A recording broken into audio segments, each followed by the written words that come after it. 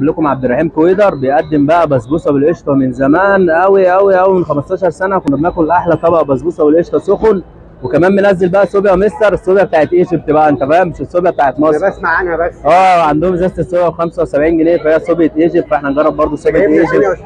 وهنا بقى قسم الصوبيا والعصاير والحلويات الشرقية اللي شكلها تفتح النفس، وكمان معمولة بالسمنة البلدي، وشعارهم كل لذيذ القلب مثل الملبل بالقشطة. اللهم صل على النبي. جديد؟ لا ده من زمان، ده احنا مشهورين بيه. لا انتوا انا جديد بالنسبه لي، انا مش من عشان ملبل بصراحه.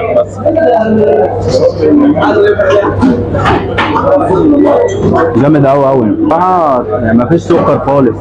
انا مش من عشان الملبل، ما باكلش الملبل خالص، بس حبيته، مفيش سكر وخفيف.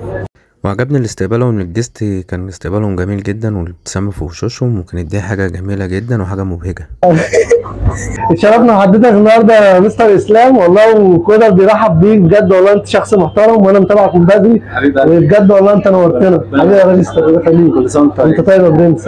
وهنا بقى كانت المفاجأة، المايك ما كانش شغال، فقلت اسجل كده عادي، ودوت البسبوسة بتاعتهم كانت طعمها جميلة قوي، وكان طعم السمنة البلدي باين، وطعم القشطة فيها كان مميز، جاية سخنة فكان طعمها مدهش بصراحة. وسعر الطبق دوت كده 45 جنيه. وبعد كده بقى قلت اجرب الصوبيا ديت، سعرها 75 جنيه، وبالنسبة لي دي كانت اغلى ازازة صوبيا اجيبها في حياتي بصراحة. ودوقتها وكان طعمها حلو وجميل وغني، كانت لذيذة جدا، بس بصراحة السعر بالنسبة لي كان عالي شوية، سعرها 75 عالي جدا بصراحة، بس كان طعمها حلو. وده كان الريفيو بتاعنا، بحبكم في الله.